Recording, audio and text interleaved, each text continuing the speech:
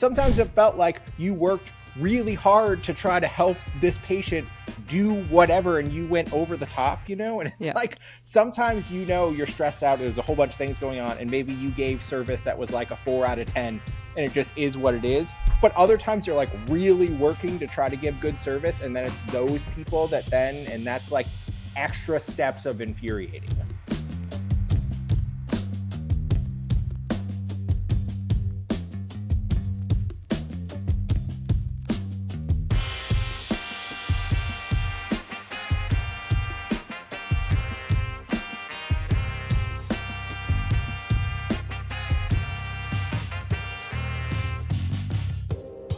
All right, Alex. So I think it was last week. I was listening to a really good podcast episode. It's on like My First Million. I know we both like listening to that one. Mm-hmm. And it was all about the concept of storytelling.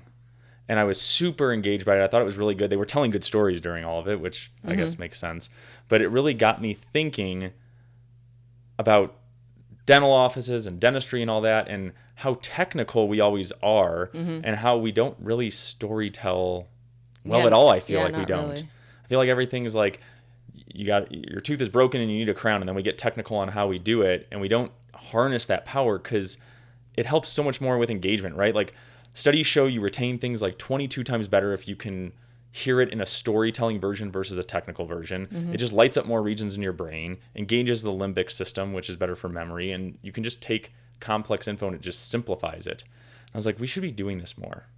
In dentistry. In dentistry, yeah. In all aspects of it. It kind of got me, my brain just started spinning about all that stuff. And I was like, well, I don't really know much about storytelling other than the one podcast I listened to. So So I thought we should bring on one of my good friends that I've known since like middle school, right? We grew up together. I always felt like growing up too, he was always just naturally really good at just telling stories and keeping people engaged. Like one of the funnier kids that I've always, well, not kids, adults now, but when we were kids, knew. And he's got a good story because when we were in college, he started working for a company called CinemaBlend. As of today, they get over 10 million views on their website and over 100 million views on social per month. So, obviously significant, right? Deal. A lot more than our like 200 that we get per month on just a couple dentists. Oh, you think it's that much? No, probably That's less. Very optimistic. Yeah. Maybe 100. But yeah, so anyways, he worked his way up through there. In college, I just remember him saying, hey, I got a job working and writing articles for this company, CinemaBlend, which is a entertainment website. And he's kind of worked his way up through the company. Now he's the editor-in-chief in there. And so he's been with them for a long time now. And I figured it would be great just to bring Mack on to have him talk to us about storytelling, and then we can figure out how we can relate it back into dentistry. Okay. So yeah, thanks for coming on, Mack. Absolutely. Thanks for having me. Love to be here. Yeah, nice. I know. I kind of wanted to just go straight into it because I feel like you understand this stuff pretty well. So can you tell us, like, in your industry, in your business, like how impactful is storytelling when you are trying to get engagement? Because to put a little bit of context on it, the goal of all of us in dentistry is whether it's on our website or using social media or whatever, it's to get more patients to come into the door, to grow our practice, and then to get more patients to accept the treatment that we want. So that's what I'm trying to figure out is how can you use storytelling to improve that? Yeah. So, we talk a lot in my business about, how do you want to tell the story? There's the basic facts of what you're talking about, but then there's a thousand different ways that you can look at it from a different angle. So like I'll use a specific story that might happen in my business. Let's say if a director is leaving an upcoming movie, right? Okay. There's a way you could look at that story and you could say, hey, this director is leaving. There's a way you could look at the story and you could say, okay, but who's replacing the director? You could look at it and you could say, why is the director leaving? Like there are a lot of different angles. There's a lot of different approaches that you could take to how to tell this basic concept of a story. And a lot of that, yes, has to do with the basic facts, but also has to do with what do you want to convey after you rip the Band-Aid off and you tell the most basic part of the story, right? So when I blurt out, this director left, you're going to have immediate questions. And there are a lot of different questions and ways that I can approach that. So what we're doing a lot in our business, and I would, every single article every single thing you've ever read from the media, people are doing this exact same approach of saying there's the basic, who, what, where facts that you would think about in journalism, but then there's the story of how am I going to try to convey that. And most of what I'm doing every single day is we're publishing, almost 1,300 pieces of content every single month, is taking those things and then saying, okay, here's what we're trying to do. Now, how do we want to talk about it? Wow. Okay, yeah. So what tends to work best for you guys? Like when you guys are when you're tracking like all your KPIs and stuff like that too, like what do you find is most effective? I think that, what I don't want is just people thinking that they got the basics of what we're talking about in the headline. I'm not saying that I want to clickbait or that I want to keep people from understanding what the story is about, but it's important in my business, but also I think all businesses, to let people know that there's more here when you dig between the surface, and when people are consuming content or they're consuming news or whatever it is, everyone is going to consume to some level that basic news you're shouting out, your headline, whatever the main thing is on your website. Then a smaller percentage of people are then going to consume the next content that you're getting. And then an even smaller percentage are going to read every single thing. So I think for us, I'm always trying to feel like, how do we hit all of those different readers? How do we tell the basic story? How do we tell those like key facts underneath it? But then also, how do we please that smaller percentage that really wants those nitty gritty details and wants to fully understand the process because it's emotionally important to them, or they connect with it, or they're a super fan, or whatever it is. Okay, that makes sense. So like probably within, like our dental websites, right? Because that's probably the main way that a lot of new patients find us, right? Mm-hmm. They go on Google, they either look at reviews, right? Or then they decide, hey, I want to check you out and see who the doctor is, all that kind of stuff. So it probably then, if you were saying you would do it for like a dental website, you would probably have a headline for each page that would give the facts. And then you've got like the soccer mom or someone, that's stereotyping, but like that would say, I want to learn more about this dentist. And then you've got the people who want to know a ton on it. So what would you do? Let me give you a specific example. Yeah. Okay. So like 3 or 4 years ago, my wife got Invisalign. Okay. So when she first decided to get Invisalign, as a supportive husband, right, who wants to yes. understand the basic process of what's going on, what I wanted to do was put in like 2 minutes of effort to figure out what's going on. Yes. So I went to the website of our dental place, right? And I looked into like, what is Invisalign and how does this work? And what are the basic, like, obviously I was interested in like pricing information, as that involved me as well, right? Like there was some key facts I wanted to know. But ultimately, did I care about all of the little nitty gritty details in terms of like how many nights a week she's supposed to wear it and how often not really. I just wanted how many buttons you put on, how it actually works. Yeah, who cares? Yeah. Then like 6 months or a year after she got Invisalign, she beat me down and eventually I committed to also getting Invisalign, right? Yeah. And then suddenly I went to a point then where like I'm actually involved in this and I want a whole bunch of different information. And so I was visiting a lot of those same sources that I got initially, but I'm reading way more and I'm actually caring about all of the details because I'm actually affected. Yeah, that makes sense. Okay. So within that then, you kind of need to hit, what you're saying is you need to be able to make sure you're hitting every type of potential client or patient that's coming in and make sure you're kind of hitting them in each way. So when they're on like your website, they can see, the headline's effective and it hits these 30% of people. And then the subtext is effective and it hits these people. And then if people want more of the nitty gritty, then it affects them there. For sure. Like I have technology that I use all the time in my job where I can see where people are scrolling on a page, where they stop, where they're hovering, what's going on, how long they spend on a page, etc. So give us some insights on that. So what do you find? Is it kind of all across the board, or is there certain things that people tend to hone in on more? So I'd love to think that every single person wants to just read everything of what's going on, but that's just not what's happening. So like a lot of times what people do is almost everyone comes in, they read the headline and they read the top few sentences of whatever you're giving them. So Okay. like that is whatever you're saying, and the first, we'll say 3 or 4 sentences at the most, you can assume that 95% of people on the page are going to read at least that. But then Okay. what typically happens is, as soon as people consume that top part, especially if there's one paragraph at the top, they'll read that whole paragraph, and then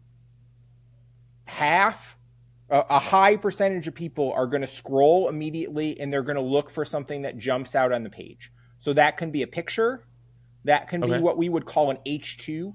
So like an H2 would be like the giant sentence in the middle of like, Oh, you know okay. how you have like subsections on a lot Yeah. of things?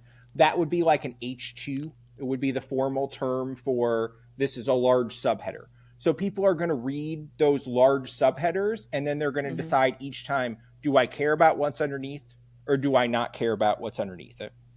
Okay. And so, I think one of the key decisions that I need to make all the time when we're putting together content, but I think every other person putting together websites needs to do, is like, okay, on this page, how much text do I want before something visual that people are going to look to?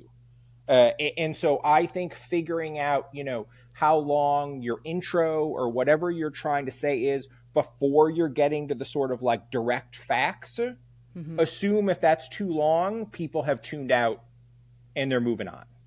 Yeah.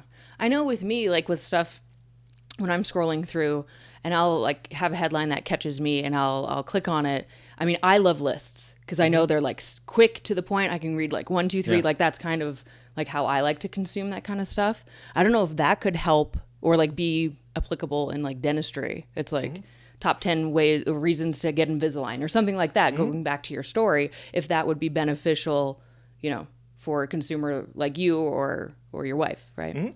For sure, it can be. And I think another element on the page too that really tends to draw people's eye is a block quote.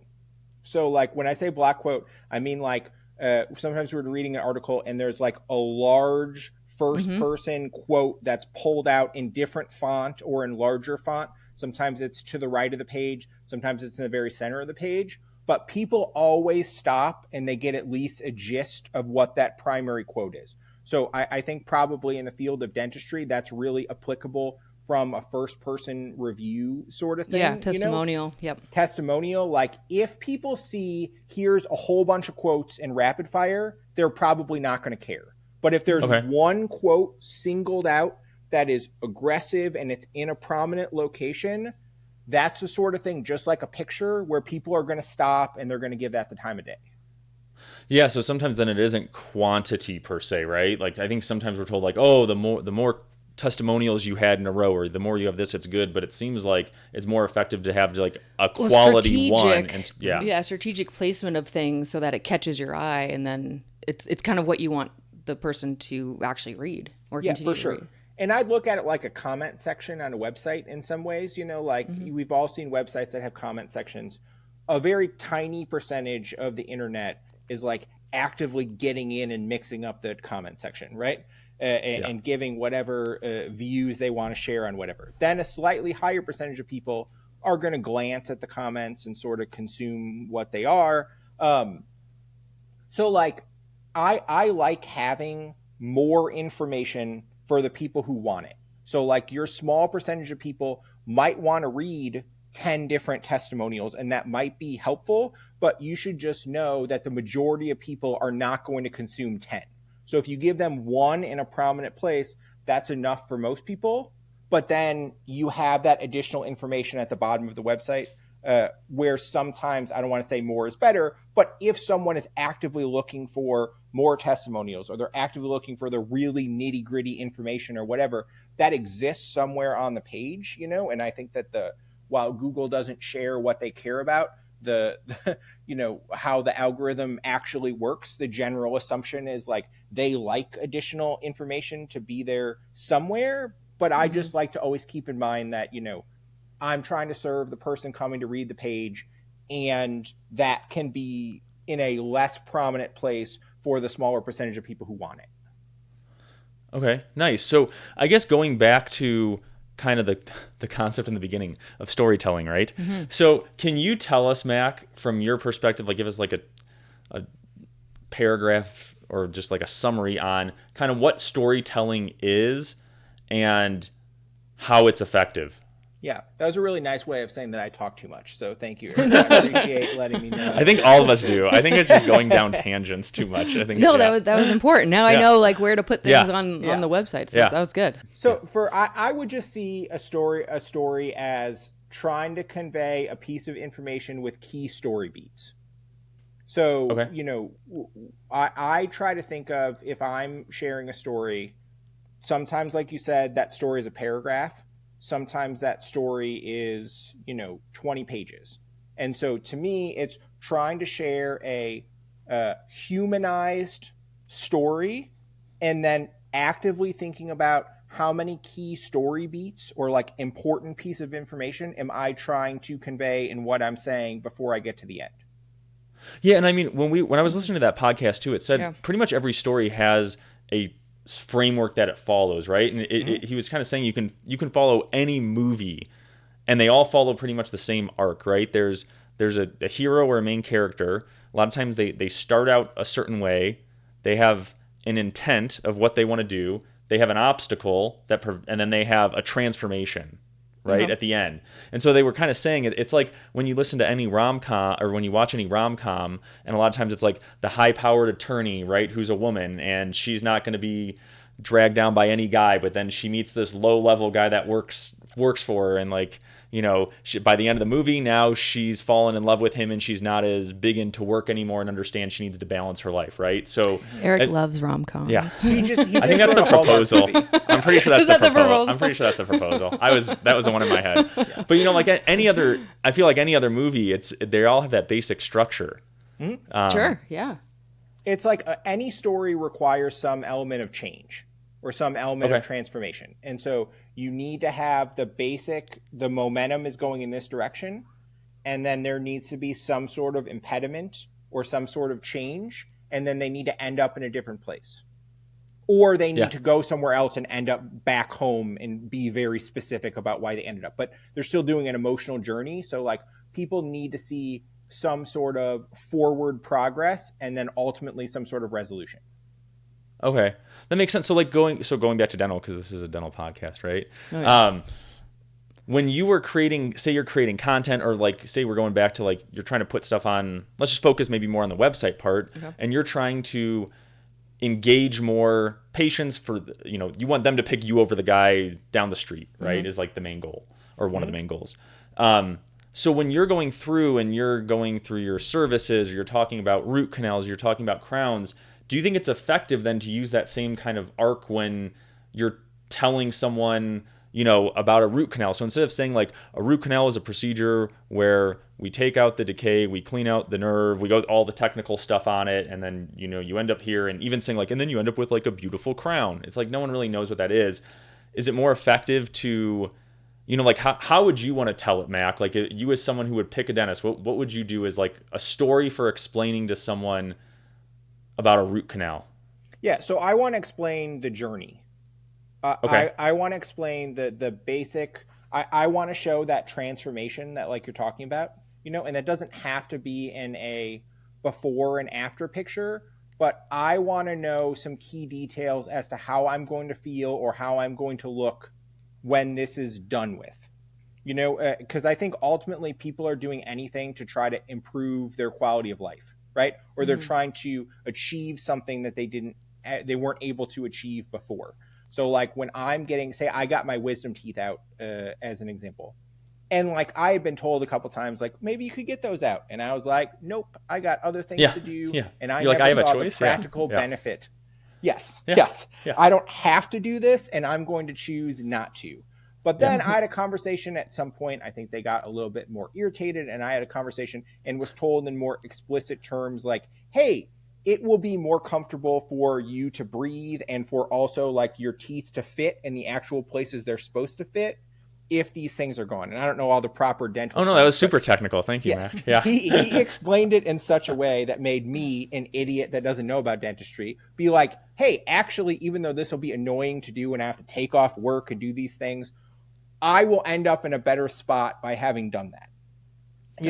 And I think that it's figuring out how to communicate that sort of thing to the people. So it's selling, like we talk to each other. It's selling the destination, not like the airplane trip ride. Yes. Of like all the you're gonna have to buy a ticket and then sit beside someone who's like 400 pounds and then like have a crappy meal and stuff like that. It's not like all of those steps, which we like to tell everyone in dentistry. I think that in dentistry, right? Like we're like, okay, you're gonna sit back. We're gonna put these awful things in your mouth, and you're gonna feel like gross and like all these details. And it's like, no, these are the great things that are gonna come because of it, and like focus on that.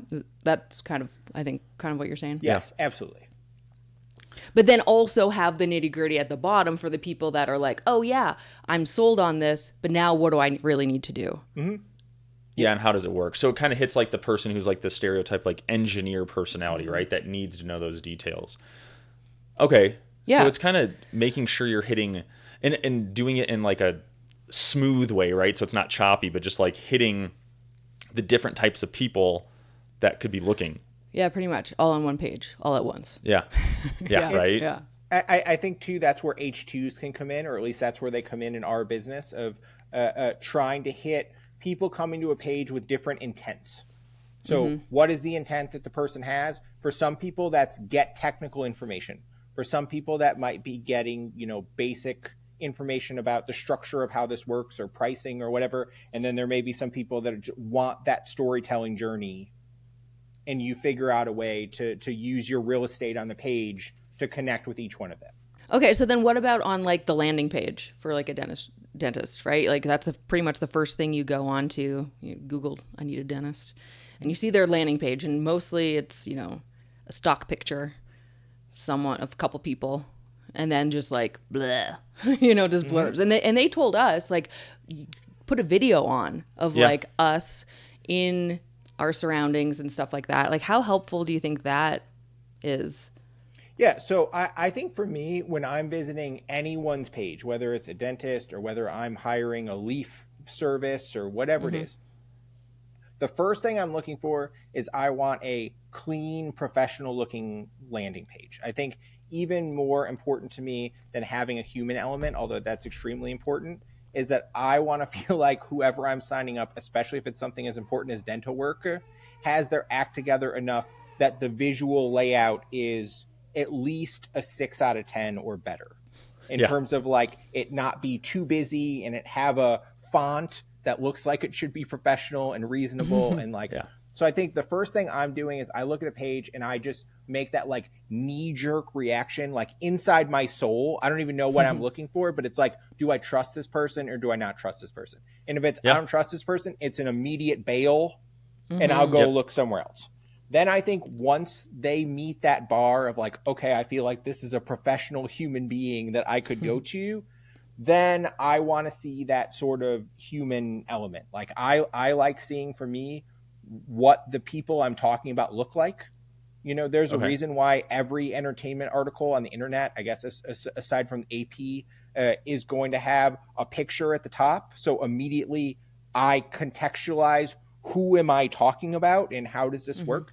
And I think that when I'm going to professional services page, I like seeing some human element there as well. Sometimes people bury that in the like, meet the staff page or about us or whatever you want to call that specifically.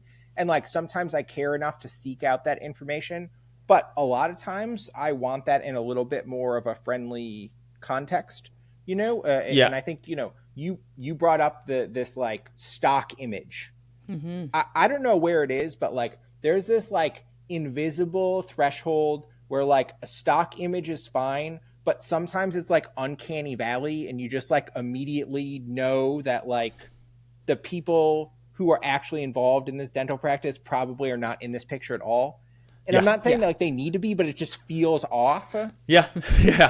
Well, I'm pretty sure there's like, we all use the same stock images, or people do. So it's like the same old guy that I feel like I've seen like 10 times. And I'm like, I'm pretty sure he's not a patient at all of these offices, or he's not a dentist at all of these offices. Yeah. Hey, quick break here. If you're enjoying Just a Couple Dentists, don't forget to follow or subscribe wherever you're listening. It's the best way to keep up with new episodes and hear us argue about dumb stuff and complain about dentistry. And trust me, you don't want to miss that. Now back to the show.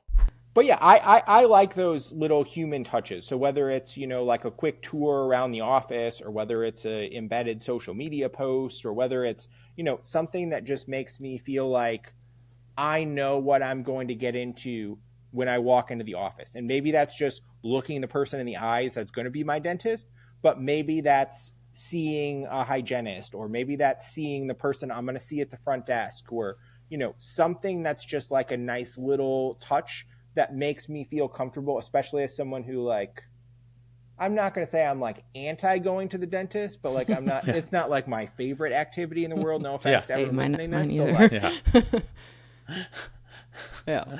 So I mean, then let's say you're going in because you're like, my tooth hurts and I feel like I'm gonna need a root canal, right? And that's the most is like, maybe I need a root canal. I've heard that when teeth hurt, you need that. So then you're on the website, you go to services, and you're like, oh well, first off, do they do root canals? And then it says, oh okay, cool, they do. And so you click on it, and then once you're on that page, right, is someone who's looking for a dentist, and has, I guess, the expertise you have on knowing how to like optimize a site for views and all that stuff. What would you want to see, like a quick, either a testimonial first, or would you want to hear a story about how someone else with like a generic name was in pain and how they got out of pain? Like, what would be the best way for you to get that information to decide to pick that office? I want a clear, and this is just me personally, but I want a clear conveyance that this is a procedure that you do on a regular basis. So like, not just like we perform root canals, although that's very helpful, of like, we do root canals regularly and would love to talk to you about whatever you need for this. Well, like 2 sentences of just, I don't want to say we're experts in this, but like, this is something we do on a very regular basis. Yeah, but you want that authority or expertise piece. Yes. I want to know, because I think sometimes when you go to a professional page, especially now where people are more thoughtful from an SEO perspective of like, let's list every single thing we've ever done or will thought about doing in the future. Yeah, it's every single dental website, right? Like, I feel like every website you go like on, 50 pages. They do, like, everyone's like, we do sleep apnea. And it's like, no, you probably don't do sleep apnea, but your marketer told you to say you do sleep apnea. So then you get a patient in who needs a sleep apnea device, and you're like, I don't know how to do this. Who said we can do this? Refer. 100%. Like, so I think at one point in time, I trusted, maybe we'll say like 8 years ago or 10 years ago, if I saw it on someone's site, I was like, they care about this enough to actually have it. But now it's definitely like, because I know they're all going to be listed, like, is there a way that you can wink or at least nod to me or say specifically like, we specialize in this, or we do this on a regular basis, or whatever? Like, that's what I like. And then, what we're talking about, like with the H2s and additional information of like, then later on in the page, you can try to answer some of my questions, whether it's like, how long does the procedure take, or does it hurt? Or like, I'm not saying you have to have all that info, but there are certain things I'm going to look for underneath, but that can be lower on the page. And I can choose my own adventure and search for that and find it near the bottom and just read the H2s I care about. Yeah, that makes sense. Okay. Yeah. I mean, I'm trying to think what else. I mean, what do you like, Alex, when you're looking at sites and you're trying to make a decision? Yeah, I mean, the first thing I look at is reviews. That's my big thing. And then, kind of that. Yeah, but reviews, reviews, so many people, like, how many times do dentists just say, hey, so-and-so, can you leave a review for me? Because I need to get reviews for SEO, right? Like Mack was saying. So I get that. I feel like it's the same way, though, where like maybe 8 years ago I trusted reviews, but now I don't as much because I feel like a lot of them are forced reviews. Yeah, maybe. But if there was somewhere that you needed to go and it had 500 5-star reviews, let's just say, and like another office had 10 and it's like 4.8, where are you going to go? I don't know, because recently I've been going to restaurants, like, well, where without you, I just go to restaurants. But no, but I feel like, how many times do you go to a restaurant and it's like, oh, it's got like 800 reviews or something, and it's like 4.7, and you're like, this is actually like wasn't good at all. Where? Who? Which restaurants? Name them. Yeah. Name the restaurants. Shame them. I know, right? What I restaurants? can't off the top of my head. I'm just saying. I feel like No, but that might be a why bad would example. why would I go to someone that doesn't have any reviews? Like that's risky. Like I would feel like, okay, maybe it's not as much like, okay, reviews, whatever. It's more like I will go with the crowd. Yeah, And like, but maybe, and I'm going contrarian to this. Is what if the guy who doesn't have any reviews is just more old school in a good way? They're kind of experts in it, and they are so technical and focused on that. Is that the dentist you want, or do you want necessarily the person that gets 1,000 reviews really fast? Like that. That's kind of where my head's gone a little bit. It's like, so how much can you trust the review? okay, that's I don't know. another podcast, I guess. For that, but- I trust if we're really going to deep dive here, I think there's like a invisible threshold at which I'm comfortable and there's not like a huge difference. If I go to somewhere and there's like 3 reviews, no offense to your old man that you're trying to hype up here and saying he's some sort of expert in what he's doing and he just doesn't know about social media yet. But like, I'm not the person who cares enough to find out, and I care about my teeth too much to be the one to investigate and be the 4th review. Right. Yeah. So like, I like to see, when I glance at reviews, I like to see over a minimum number. I like to see, 4.5 or higher, whatever, some sort of balance of what it is. I'm not necessarily going to go to the dentist or care if they have 3,200 reviews versus 1,200 views. Like once it's over a threshold, it's fine with me. I'm not bothered. But definitely there's a level of trust that I have in knowing, like, even if, let's say, yes, there are a lot of dentists or any service that you go to where people try to game the system and they aggressively tell you, please leave a review, do this for me, whatever, right? But like, I guess I also feel like if someone has the infrastructure and the competence to figure out how to get reviews over a certain threshold and they're almost all positive on a website, that's some level of trust for me, because I know that if someone is seeing that volume of patients and they're not competent, some people are going to get on and they're going to complain very loudly. Yeah, that is a good point. There is that piece of like, to get those 3,000 reviews or whatever, you have to have seen a lot of patients, and there has to be enough people that had positive experiences outweighing the negative ones, right? Like they have. You would think so. And like, I will always look in, like, if I'm looking at reviews, you know how you can like toggle to see the like 1-star reviews? Oh yeah. Yeah. I'll toggle to the 1-star reviews, and then like, I ask myself, like, does this feel like a fair complaint or not a fair complaint? I'll read a couple of them, and some of them are just nonsense, and they're like, I made an appointment and my dentist called me 2 days in advance and said there was an emergency situation and I needed to reschedule. Like, that's a normal complaint, and if you're giving a 1-star review on something like that, you're a scumbag. Yeah. Versus the other way of like, if there's a whole bunch of reviews and it seems really competent, of like, oh, there's a bunch of people that are like, I tried to get x-rays and it really hurt, and what, there's like a recurring theme around 1-star reviews. That's the sort of thing that I would make me uncomfortable. Real quick, if you're into what we're talking about and want more, check out my newsletter, Just 2 Minutes. It's the dental blog you can actually read between patients. No fluff, no BS, just straight up tips, stories, and insights to help you level up. You can subscribe over at coupleofdentists.com or just hit the link in our show notes. Now back to the pod. Yeah.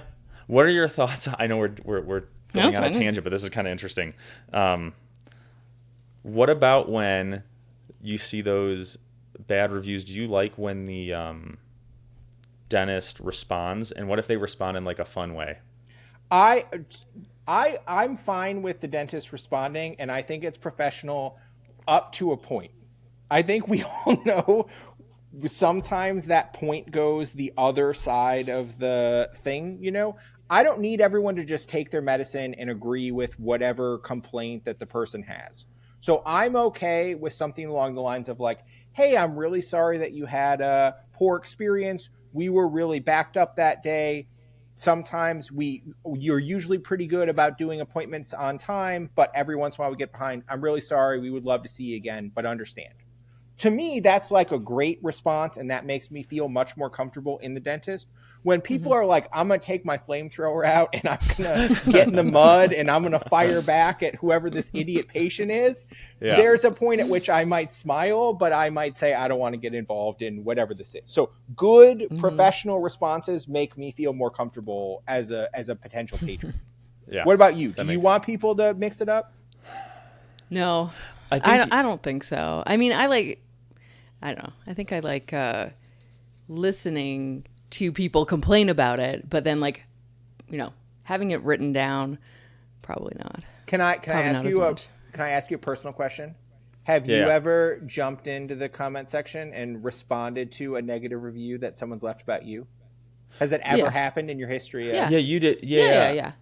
I think sometimes at first you get what happens is first you get like really offended because you're like, screw this person. What did they just say to me? And then you need a second to go back. We have a friend. Not a second. Like you need like a day to cool off because you're just like, I can't believe I went out of my way to do this for the patient. They completely don't understand what's going on. It's like, I did not say that. So it's like you get hyped up, right? And you get hyped up too because like when you're doing like we did startups, like everyone, like all the marketers, everyone is like, you need to get 100 reviews as fast as you can. They have to be 5 stars. So like you are stressed. And I remember like the first time our team, like they all got really quiet after like the end of one day. And I hadn't seen it, but I saw that there was a bad review. And like finally my assistant like had enough courage to tell me. And she's like, oh, he's going to flip out because he's talked to us so much about how we have to have 5-star reviews. And like, I mean, at first you get really nervous, right? And you get scared. And so then you're like, do I respond? Do I not respond? I mean, once you get more reviews, though, I think you just kind of don't care as much. And then you start to realize that in your head at first, you're like, I got one bad review. I was getting 50 new patients a month. Now I'm going to get 10 because everyone's going to see it and everyone's going to hate me. Right. And so I think you build this big thing up on a pedestal and then you realize that actually doesn't happen. And there's every other dentist has bad reviews. But I mean, like, I think on Facebook, we see posts all the time and someone's like, I finally got my first bad review. So people obviously think that's a huge deal. Mm-hmm. But like responding to reviews are very, like, at least in our case, we were very, very professional, very like vague, very just, Well, you have to with HIPAA, like right? You can't really say too much. So, and it was like, how do I write this? How do I say this? You need to like look at it 8 times, rewrite it. And now like with AI, I'd be like, respond to this review, which would be a lot easier. I mean, like, I think there was one, I don't know if it's actually true or not, or if it's just a dental rumor, but that someone had left a bad review.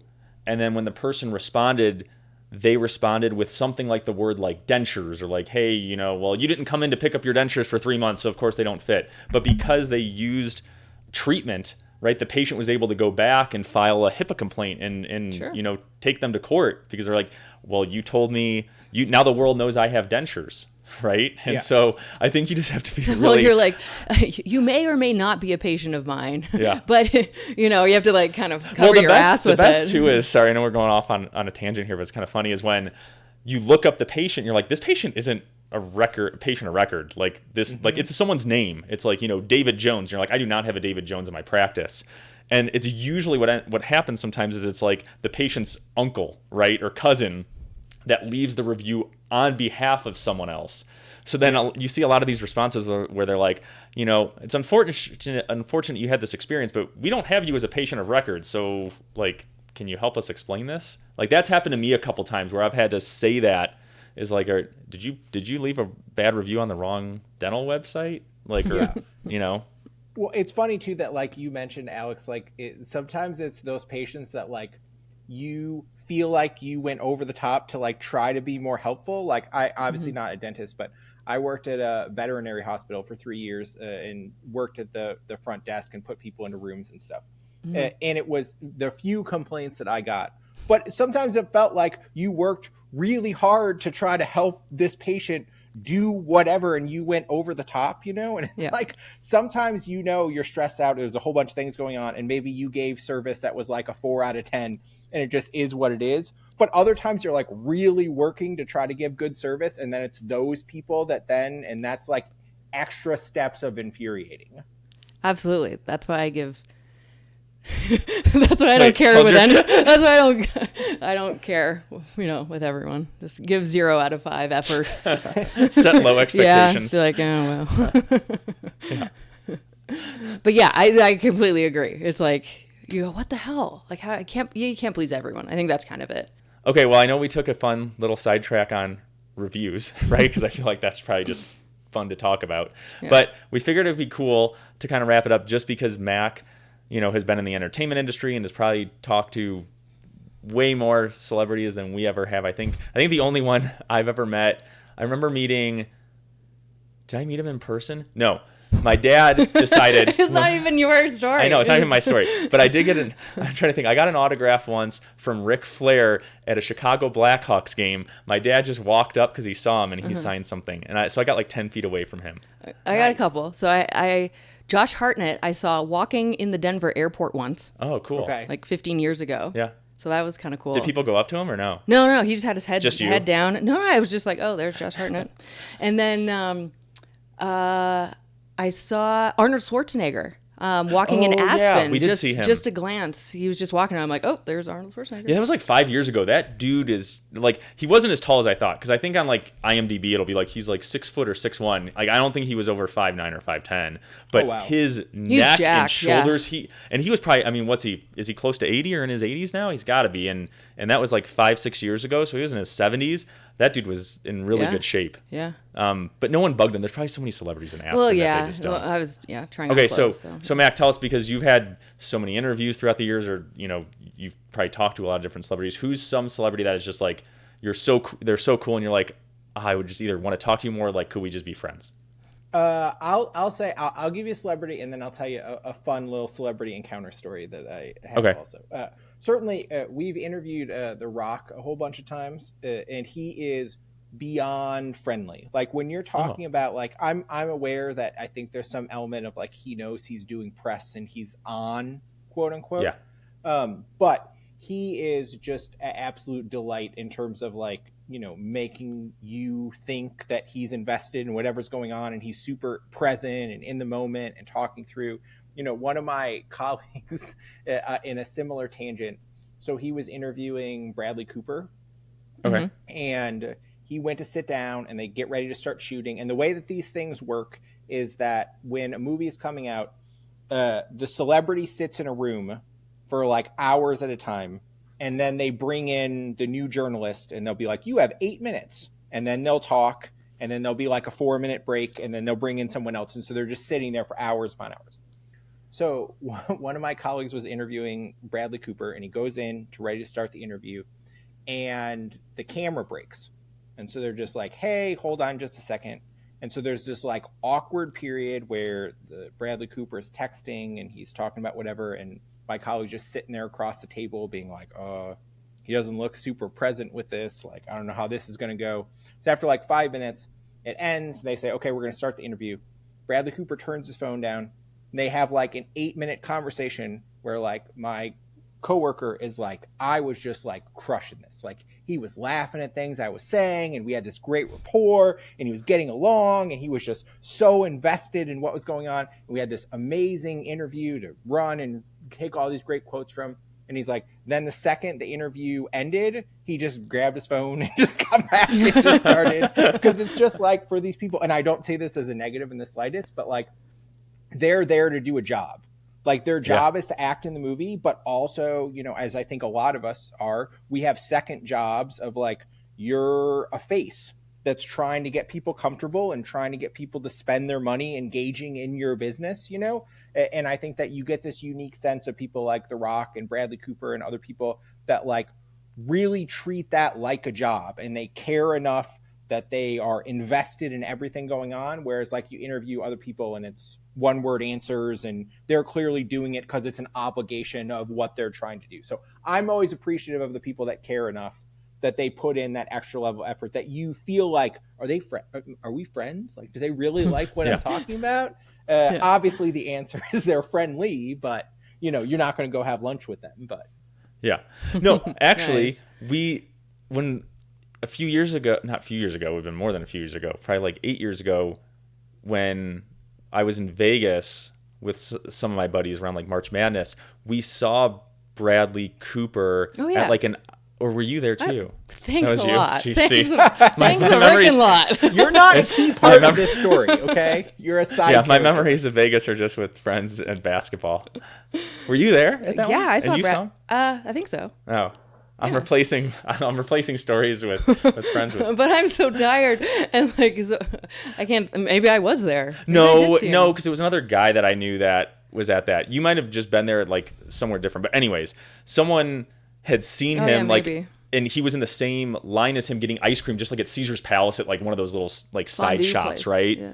Fondue. Well, like no. the chocolate water fountain place. No, see, she wasn't here. She has no idea. Well, this was just a dream with Bradley Cooper Yeah, then, this was a with dream. the chocolate Yeah. waterfall and. but he was in line and Bradley Cooper was in front of him, like, Yeah. and they were just getting ice cream, and he had said there were like a couple girls that came up to him, like, and recognized not my friend but Bradley Cooper, and said that like they were, oh hi, how are you? And they said he was really nice, Yeah. like, and this was from a bystander, like 2 people behind, like, you know, watching over the interaction. It was like, oh yeah, that guy was actually really cool. Like, he didn't mind that people came up to him and was just pretty chill and friendly, like took pictures. And so that kind of, I guess, adds consensus to what you were saying about him. So yeah, we buy your story, Yes. Mac. Yeah. I'll Yeah. tell real quick. You can cut this out later, but I'll tell a fun Vegas celebrity story.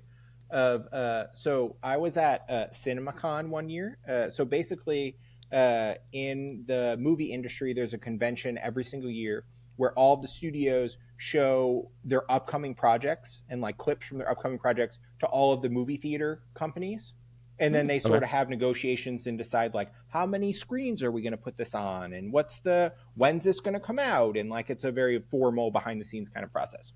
So during one of these presentations, I'm just sitting there watching it and there's the media there. And Olivia Wilde was talking, who was married to Jason Sudeikis at the time. Okay. Yeah. From Ted Lasso.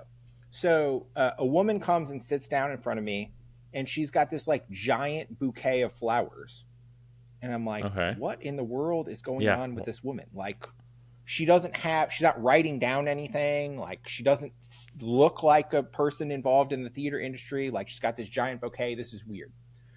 So presentation goes on. It's probably like 20 minutes in. Olivia Wilde's kind of getting ready to wrap up, and this woman sitting directly in front of me gets up with her flowers, walks all the way to the stage, and then like stops Olivia Wilde and hands her these flowers. And so she's like clearly confused of like, what in the world's going on? So she like holds it, and then she kind of like smiles and she looks at the card, then reads it, then immediately looks super pissed off, and then goes back to her presentation. So I'm like, what in the world just happened with this woman? And the woman did not return to her seat. She just walked out. I have a guess I on where this know. goes, but Yeah. continue it. Yeah. Yeah, the next day I read an article about how that it was a process server sitting in front of me. Yep.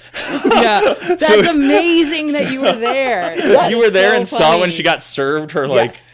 whatever Divorce papers or whatever. Yes, Yeah. it was wild. She was right in front of me the whole time. And I was like, I couldn't even pay attention because I was so confused at what's going on. And so like after I read that article the next day, I felt like such a detective of like, I knew something was going on here. I could tell this woman was suspicious. That is Oh, crazy. funny. That's fun. I mean, that's a creative way to do it, I guess. That's awesome. So Yeah. you're like, yeah. That's cool that you were there for that. Nice. Well, thanks for sharing that story and telling Yeah. us about storytelling. Got to talk about reviews and all that fun stuff. And thanks for sharing all your celebrity stories. Those Yeah, are fun. Yeah, absolutely. Thanks for having me on. I had a great time. Cool. All right. See ya. Thanks.